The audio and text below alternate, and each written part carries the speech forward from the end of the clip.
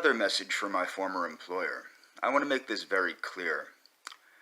The people that have been harassing me in my videos made many mistakes. One of the biggest ones was many months ago when they kept saying, quote, now this is while I was going through some really hard times being homeless, and I was trying to get help from this agency, which is the only agency that can provide these services due to federal spending in this agency, which does not deserve this money. And it was my right to receive these services as a resident of the county I live in. However, they worked very hard to deny me those services, and I have a letter proving that, which is going to be used as evidence in the future. But during this time, the people that were pretending and stated that they were family members of my friend from Argentina, who lied, but I didn't think about it at the time. I thought they were just family members of her bashing me because I didn't have a job.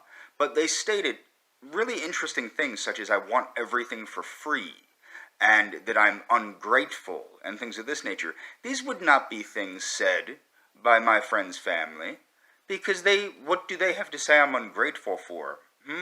And what would I want for free from them? That makes no sense up on retrospect, and I have all these things, screenshots of these things.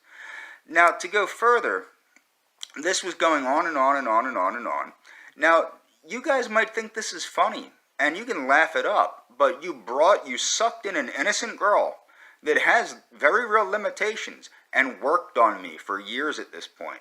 You worked on me to get me angry and to say things that were inappropriate through harassing me, okay? Now, I don't put it past that maybe somebody spoke to her, and maybe that's the reason she's not talking to me. And if that is the case, if somebody did lie to her or share key aspects of my mental health record with her from when I was a youth, believe me, that will come up too. But what I want to bring up is in the near future, when this COVID-19 stuff is done and over with, I do plan on holding a meeting for all the former recipients of care and former employees of your organization that have been wronged in any way, sexually harassed, belittled, were victims of nepotism and promotion, and of course all of the whole multitude of people that have received subpar and subnormal services, and their families. For the poor people that are mentally challenged or are so heavily medicated they can't think on their own, I will also be inviting their families to this. I haven't exactly figured out when or where it will be, but it will take place, and I will gather enough people together through connections I have in the mental health community, through other places I've worked, and also through other friends I have that have worked other places. I will get the people together, and there will be repercussions, legal repercussions. I'm not threatening physical violence. I'm a grown man now. I don't do that anymore, despite what my youth record says. I haven't done anything violent in a very long time, and I'm not a violent person. So that's the bottom line. But if I find out people have done harm by talking to my friend and lying to her and sucking her into a situation and harassing me to the point where I exploded the way I did through pretending to be her family members, do not think that I will take that lightly.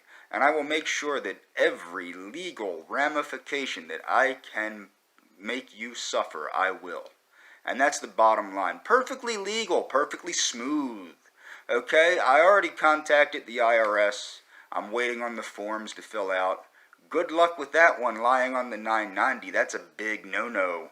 But you should know that already. Oh, but you don't. Why? Because the people that are in charge of your organization are super inadequate. And that's the bottom line with this nonsense. Ta-ta.